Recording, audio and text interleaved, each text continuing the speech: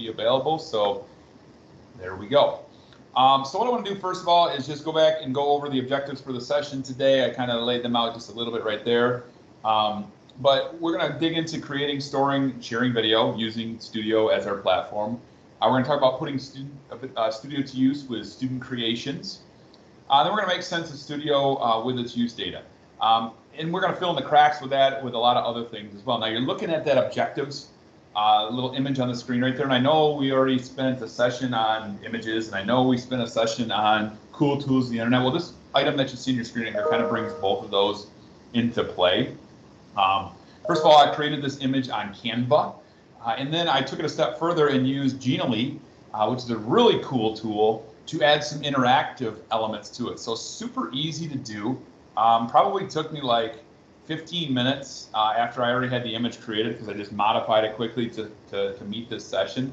And then you add these cool things right here that you can actually click on, and it will bring your students or whatever you're doing this for to different resources that you might add to it.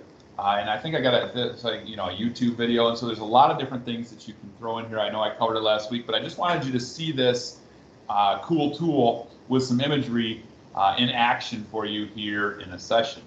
But enough about that. Let's talk about Studio. I'm going to be jumping around to a couple different devices to kind of walk you through. I'm going to do an instructor view. I'm going to do a student view. And if at any point you do have questions, please don't hesitate to throw them in the chat. I'm going to do my best to try and keep an eye on that as well, and as well as keep my place and make sure that I'm sticking to my script. So first things first, when it comes to Studio, there's a couple different places that you can find Studio. Most of you are aware of the Studio area in your global navigation. And if you just click on that on the left-hand sidebar, it's going to take you to your Studio area where you're going to see all of your videos. This is specific to you as the user. It's not like somebody else is going to be able to dig into your individual Studio account. This is your place that you can pull in videos, whether you create them and record them on a mobile device on your computer doing screen recording. I'll show you how to do all that. Or you can also pull in videos from YouTube. I'll be showing you how to do that as well. In addition to your overall Studio area, you're also going to have a Studio area within each of your different courses. So if I just open up a new tab here to go to the dashboard, and I go to one of my courses, and I'll just use the course for this session, you're actually going to see a Studio link right here in the course navigation. And the nice thing about that is that's going to take us to an area that's going to show us the videos that we have available to us or that we previously shared with this course. So we see two different areas where we can access Studio: the global navigation, which is going to show us our overall Studio storage space, and then within each course, it's going to show us the items that we've shared with that specific course. In addition to that, you can also access all of your different course shares right within the Studio area. So Studio makes it very easy for you to get to a lot of different areas depending on what it is you're looking for. You can see all of my different courses that I have access to. And there's that ETD one that I already had available, and you can see that it's going to show the videos that I've shared in this course. So very easy to get around. I mentioned that there's a mobile option as well, and if you're using the Canvas mobile app, the teacher app is probably what you'll be using. You can actually get to your Studio area right from within your mobile device, and let's see how quick I can jump over and take over screen sharing here from my mobile device. And you'll notice that if I go, can you see my mobile device screen? Should be able to.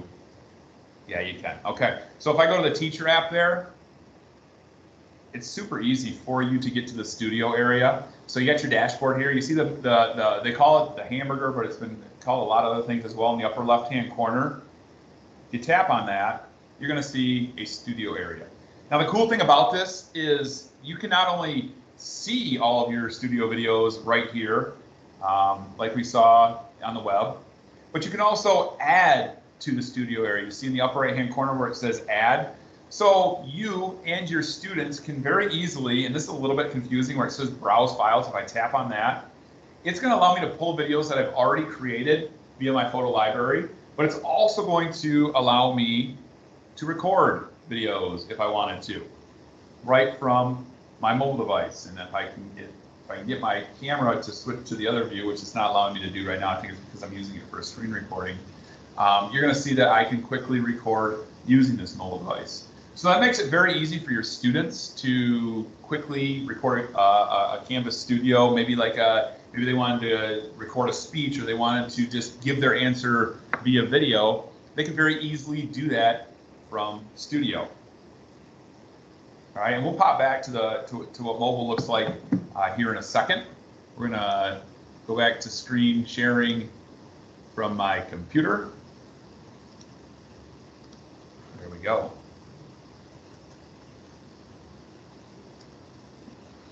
All right, so we mentioned mobile. So now when it comes to actually adding to your library, that's really like the whole reason that Studio exists, is to actually get some videos in your library. Now there's a couple different ways to do that. One way, and probably the most popular way, is the actual recording. Now if we click on this recording in the upper right hand corner, you're going to see that we're going to have two different options. One of them is to screen capture and the other one is to webcam capture. So you can choose, if you just wanted to record yourself talking, you could do that using webcam capture.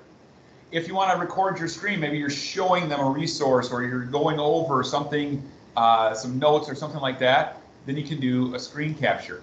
Here's the best news of the day though, after I allow this, is in addition to recording your screen, it can also use your webcam if you allow it to do so. So, I don't know, when I tested this, it worked just fine. There we go, it's on the wrong screen. Let me see if I can move it over to the other screen here. It's on I have dual screens here. There we go. It's going to allow me to drag it on over. There we go. So you can see that I can take this and I can size this to my screen. So if this is the area I want to record right here, you can see we're ready to go. Over in the left-hand corner, I have the option to only record my screen. I can choose just my webcam and not actually do the screen recording. And you can see I can adjust this webcam here in a second. But I can also choose to do both my webcam, and I want to use this right here, use my webcam, and I can record my screen. So it's very cool. And we can decide how we want our video to appear in this bottom left-hand corner. If we want it to take up the whole screen, if we want it to be not there at all. You saw that on this down arrow, I was able to adjust the camera that I was using because I have a few different cameras here, a few different views, if you will, that I can put to use. So when we're ready to go, we have the camera that we want. We have our settings, okay, so we make sure that we're using the correct microphone. It's going to search for microphones. Maybe I want to use this Logitech speakerphone. Okay, we can change it however we want, depending on the microphones you have available. We can also record the computer audio, so if you're playing a video along with it or a soundbite or something like that, you can have it record not from the microphone, but from the actual computer audio. So when you're ready to roll, obviously the record button's right here. If you wanted to annotate as you go, if you want to annotate during one of your videos, use a Surface Pro, use your iPad, use a Wacom tablet to do your annotating. I'd recommend not using what they have available. Okay, just a little nugget of advice for you right there. So we're ready to roll. We hit record. And get the countdown, and now we are recording our studio video. So you are free to navigate about the screen, say what you need to say. We can always pause it, look at our notes, get it going again, and we can do it in segments if we want, just like that. And so when we're done, okay, we've said what we need to say, we hit stop, we decide we like it. We can always move through and review it from here if we wanted to do that. Check that out in the bottom left-hand corner. But if we're happy with what we see, we just hit done, and it's going to take us to a place, and that's not on the right screen, there we go, where we can do further reviews. So maybe you screwed up at the beginning and you wanted to get rid of that. Look at that, you can drag and drop that, okay? Maybe you want to take it a step further and you want to do add some transitions or cut out a middle piece. Well, you can use the edit button right here. And that will take you to an editing area, okay? And from here, check out all the different tools that you have available to you within the studio area. Now, I know a lot of you use Studio just to record some screen recordings quickly and you don't want all the extras and things like that. Just so you know, if you were to screw up halfway through, you could always go through and cut different pieces out. Maybe you have another video that you've already recorded that you wanted to add to a studio video. okay, you can do that as well. And check this out. You can just go to add an existing recording, and you can bring in an additional video that you might have. So maybe you have like an intro that you want to record in studio, and you pop it out to a video that you've already had saved on your hard drive or OneDrive or wherever you have it saved, and you can add that in there as well. And there's a lot of other things. We can spend a whole day doing a tutorial on how to edit using Studio. But in any case, we're done. We've done our edits. We want to move on. We click done. You can add a title to it. My example for EdTech Dialect Session 4. If I wanted to do a description, I could, but I'm not gonna. And just like that, we are uploading our studio video. We don't have to wait here and stare at this. We can go back to doing what we're doing in Canvas. Excuse me. And you can see that it's now uploading and it's ready for us to take and share wherever we want to share it to. In addition to creating your own, you can also upload or add videos that you already have that are existing, or bring in from YouTube. So when it comes to this option, obviously if you want to use like a Camtasia, so for example, I was working with Heather yesterday and showing her how to use Camtasia to edit videos. She was downloading old studio videos from last term, changing some things, adding some things in Camtasia, and then wanted to upload them back to her studio area. That's very simple to do, but when she's ready to upload them, all she has to do is go to Add and go find a video. Excuse me. So I have one on my desktop that I just recently added, but I don't see it right now. Okay, let's see here. Where is it? There it is. Okay, and you can see that I can very easily take a video and add it to my studio area just like that. If you don't want to take up a bunch of storage space, or maybe you found a video on YouTube that you'd like to add and you don't want to go out and search for it or bookmark it every time, you can click on the add right here and you can paste in a YouTube URL. And you can see from my studio area, I already have a bunch of examples of YouTube videos that I keep in here that I can easily share out with different courses or different people or whatever it is that I would like to do. So it makes it very easy for you to not only create your own videos, webcam and screen recording, but also bring in previously created or downloaded videos and also YouTube videos. So I mentioned this is your storage area. Over time, you're probably going to start adding a lot of different videos to your storage area here. And in that case, you're going to want to start to probably sort them a little bit. Well, Studio has something called collections. Collections make it a lot easier for you to make sense of everything. So if I wanted to start creating a collection, so we'll call it English 100, and I wanted to start adding videos to that, all I have to do is create it. And I can add videos directly to it, or I can also bring in videos to it from my studio area.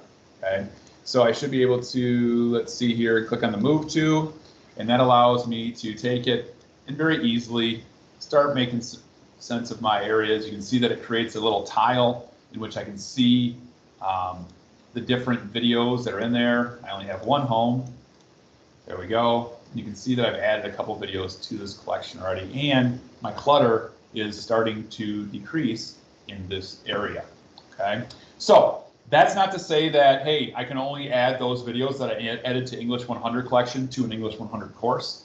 It just helps you to maybe, you can do it by topic as well, maybe like bone structure or cells or taxes or whatever it is that you are you're creating videos and storing videos for. So collections are very useful. When it comes to actually getting these videos out to people, you have several different options. In addition to sharing them to a course or courses, you can also download those or share those with individuals. So I mentioned yesterday working with Heather, and that she wanted to take a video and modify it. All you have to do that is open up the video just like this, and you can actually view it from here as well. But you can share it from here, but you can also download the video, and it downloads as an MP4 file.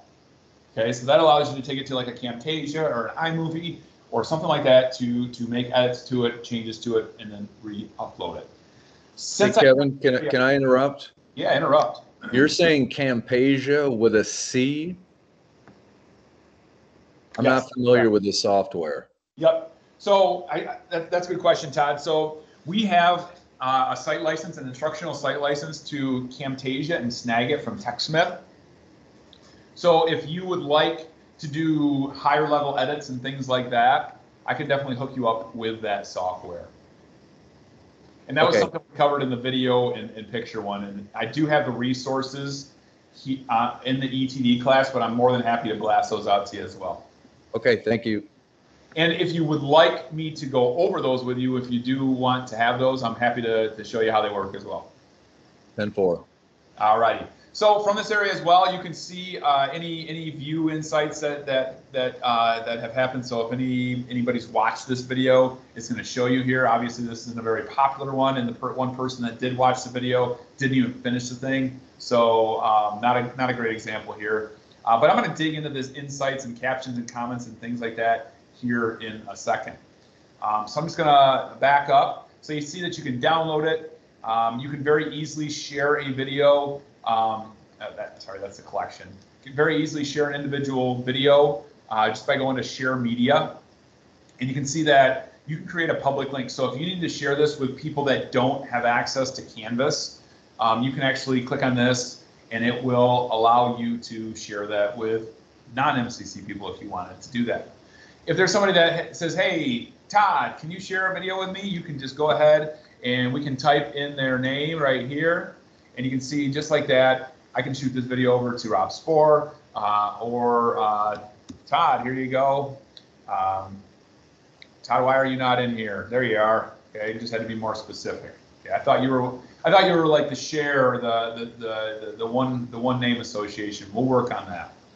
But you can see in addition to sharing it with specific people, you can also adjust the share settings. So if they wanted to, as you can see, download, I know it's kind of some fine print here. Let's see if I can zoom that in for you. You can see based on what you select what they can do. So if it's just view, they can view, copy, or share the media. If you set them as the editor, they can view, edit, delete, download, copy, and also share. So that's sharing with individuals. But my guess is the majority of the sharing that you're going to want to do when it comes to Studio is with your courses. So let's pop on into a course and I'll show you what that looks like. So when we get into a course, as I mentioned, you do have access to Studio here, but keep in mind that those are only the videos that you've previously shared. So if you pop in here saying, Kevin, I'm trying to share this video that I just created and I can't find it anywhere in my Studio area, that's because you haven't shared in the course. That's the whole thing that you're doing. So going to this Studio is not the way to do it.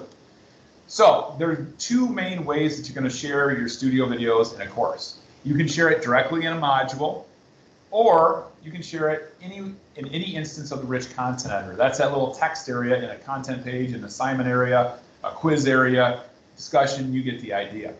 So the first thing I want to show you is how you share it in a module. So if I want to add a video to this Studio refresher, just like I add any item, I click on that plus on the module, and instead of choosing any of these other more common things, I'm going to choose an external tool.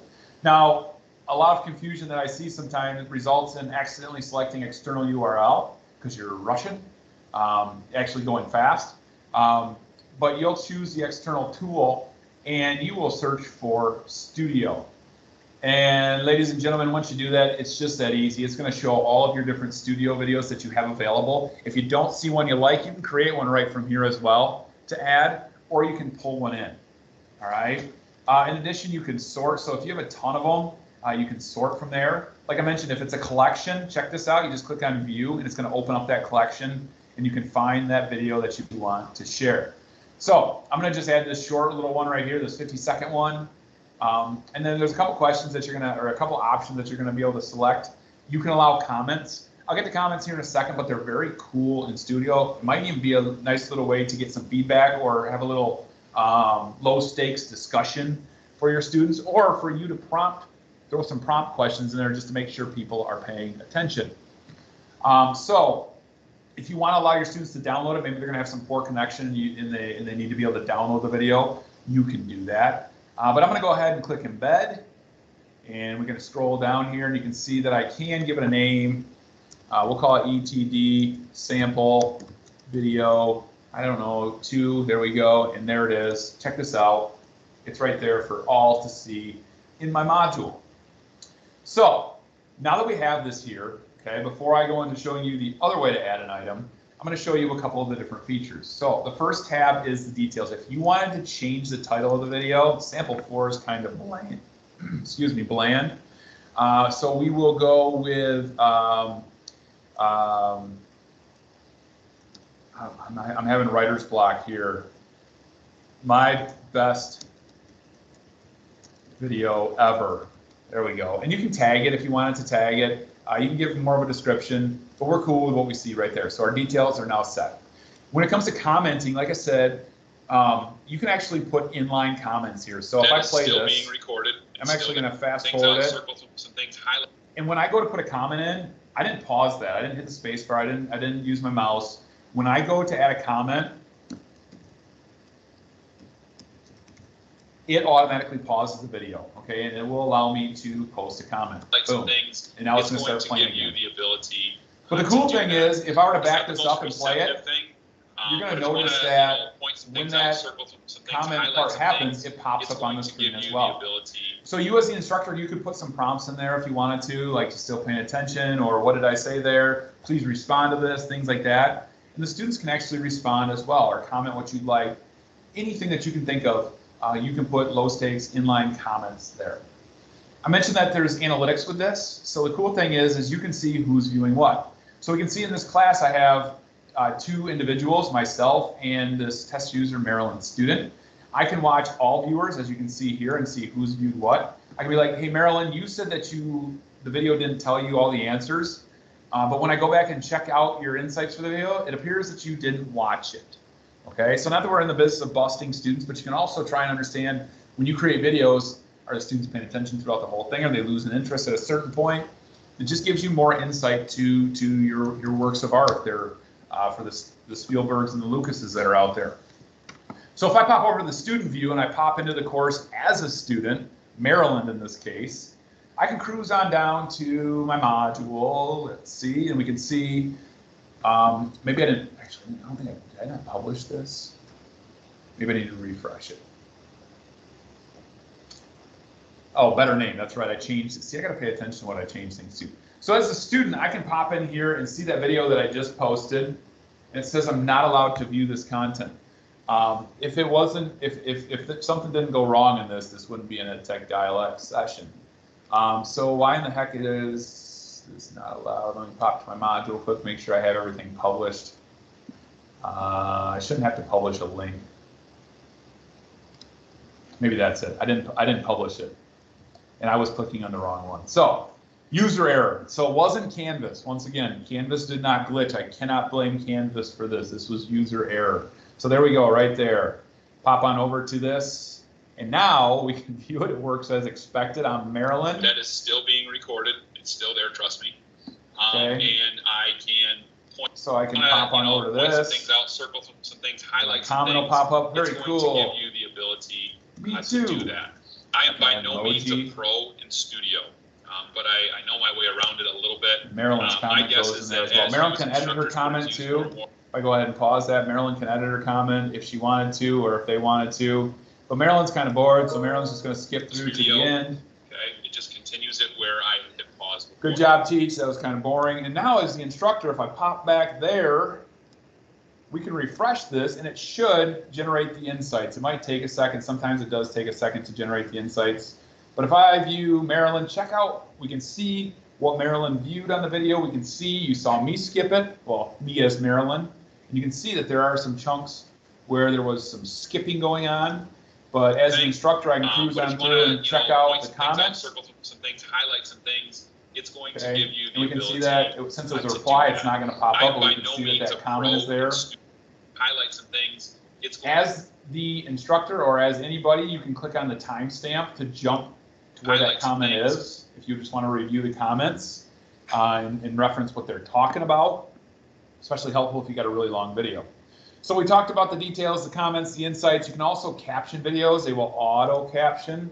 So if I throw this in English right here and request it, it'll take a minute to generate, and then we will be compliant and have our captions as well. So you don't have to worry about trying to transcribe your own videos. Studio, it's pretty accurate. It will do that for you. All right, Let me check the chat, make sure there's no questions. Does anybody have any questions? Anybody? Hey, Kevin, you getting ready to move on to student use? Yeah. Okay, I'm going to post, hopefully, hold on a second, see if I can. Yeah. For anybody who's not super familiar as I was throughout the year with Studio, used it a lot for my Pure Online. Recorded a lot of long videos that took a great deal of time to render. The first time the system crashed and I said, oh my God, that video is gone. I did the research. I found this on one of the Canvas, support chat rooms.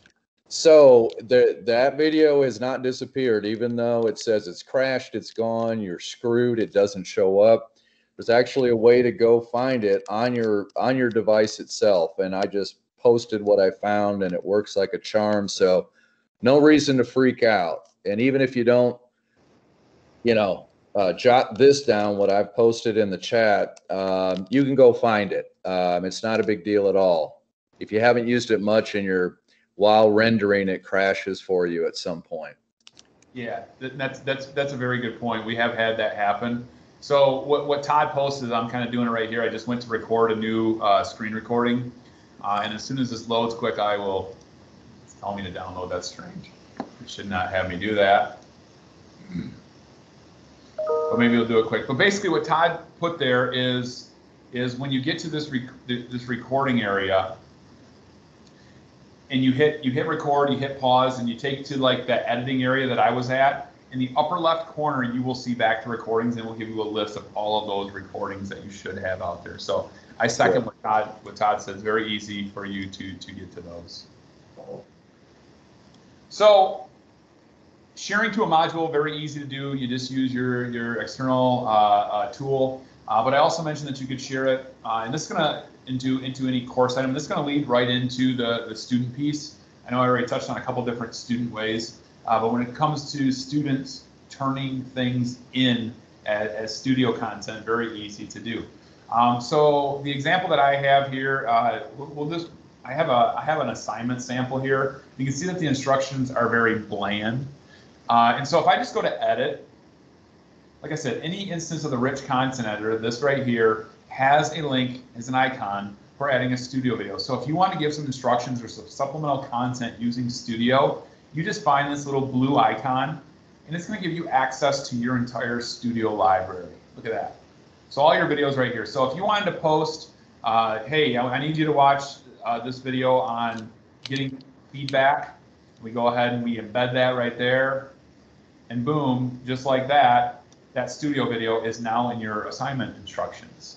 Okay, and so the nice thing about this is you can make sure using the Insights option to see who's reading or watching your instructions. So keep that in mind. And in addition to that, they could ask questions and comments right within the Studio video. So one question that I always get though is, hey Kevin, if somebody comments on the video here, but I have the video posted, the Studio video posted in another course, are those comments going to show up on all those different videos where they're located? No. Those comments stick just with the video in this one course right here, okay? And then the same is true for that same video that's posted in another course. That would obviously be a FERPA issue if the comments went with the video to all of their different locations. So something to keep in mind. The same can be said with the Insights as well.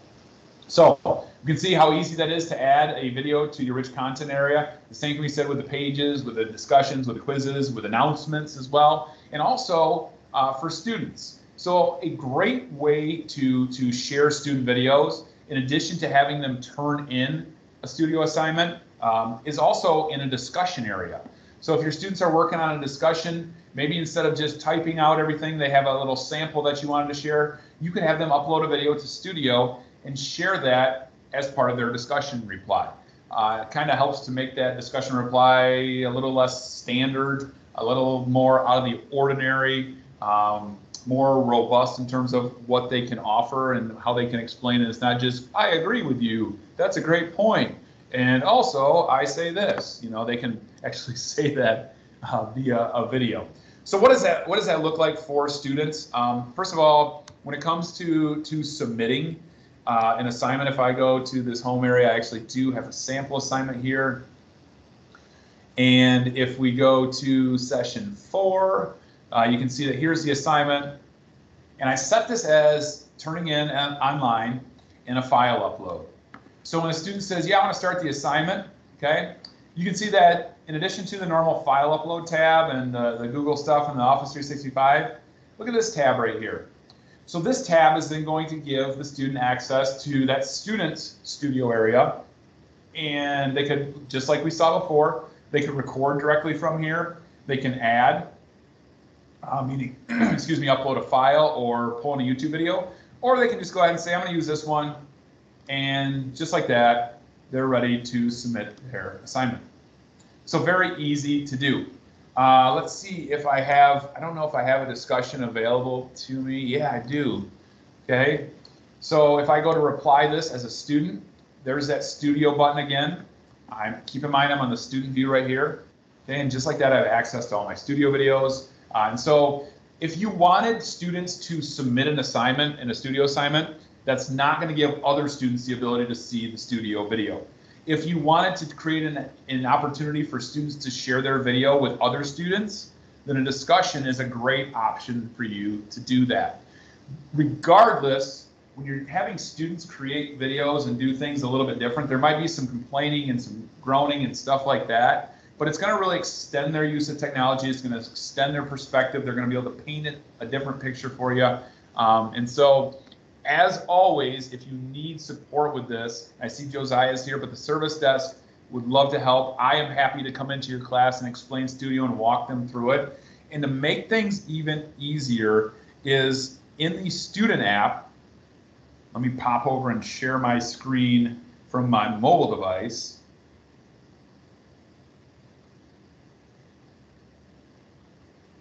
In the student app, it's not sharing yet, is it? Can you see my mobile device screen? Anybody? Nope. No? Not yet. All right, I'll work a little harder. Hold on, here we go.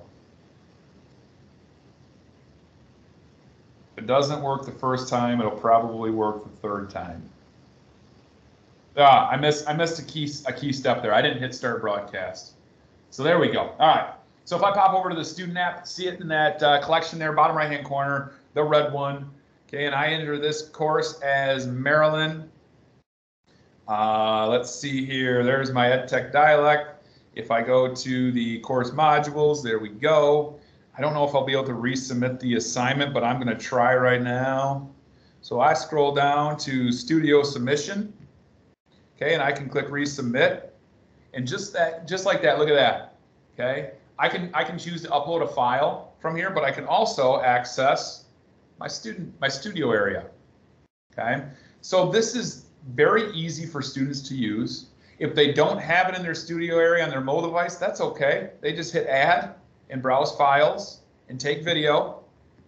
Okay, and yeah, that's okay. It's probably going to be blurred out because we're already using our screen for something else. Okay, but in most cases it will work. There we go. I don't have an intruder in my house, it's just the dogs moving. And so just like that, your students can actually record their video. It will work for them, but I'm doing a screen recording right now, so that's taking away my ability to do that. Okay. So from the student side of things, you can see there's ways that they can participate in discussions, they can upload assignments. They can also just take and use, so if I back out of here, way back out of here, and just go to that upper left-hand corner hamburger menu, I'm on the student app, okay, not on the teacher app. See, there's Maryland student right there. Studio, upper left-hand corner, second one down. Oh, try again. There it is, Studio, second one down, tap on that, okay? And I can actually use this to record video and keep these items and store them, okay? I can create collections from here as well, okay? A lot of the same things that you can do as the instructor. Now, I want to leave some time for questions, so I just want to go over, I think, one more awesome thing. Let me check my list. Yup, it's only one thing. So let's see here. Let me share my screen one more time. You've all been so great, so patient. There we go. Screen is back up, back out of here. And I'm going to actually hop on over to the instructor view. I'm going to go to the studio area. And from here, I can actually start building quizzes. So Studio also has integration into your Canvas gradebook.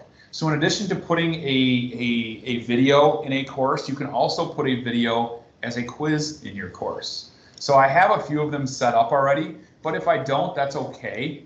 Okay, so you can see if I click on these menu dots, I can associate different quizzes with a video. Okay, you can see that I can associate multiple quizzes with a video. Okay, so in addition to already having quiz 4 here, okay, we can actually add to this. Okay, but I want to back out of that because I didn't want to click into that. But I can actually very easily go here, create a quiz. We can call this ETD quiz 1. You can hide the question markers on the timeline if you wanted to. I'll show you what that looks like here in a second. And then we'll go ahead and get started. So what you can do is you can take that timeline marker and see where we put it. We can go ahead and add different quiz types. Okay. So just like that, you can start, you know, what color is my shirt? All right. And I know that for those that are colorblind, this can be difficult, but that was the first thing that came to mind. So my apologies. You can select what's the right answer. You can give question feedback. So there's a lot of different things that you can put in here. It's very similar to the quiz tool in Canvas. And just like that, you've added a question and you are good to go. As far as getting it into a course, I didn't review this for the session, so I'm going off my memory for this one and how I've done it in the past, and I haven't done it for a little bit. So ready or not, here we go. I'm going to head on into my ETD course. Let's see, where did I place it? And I believe I have to do it as an assignment. So if I go to plus, let's see, I'll just create a new one. And I think I got to do it as an external tool for the submission type.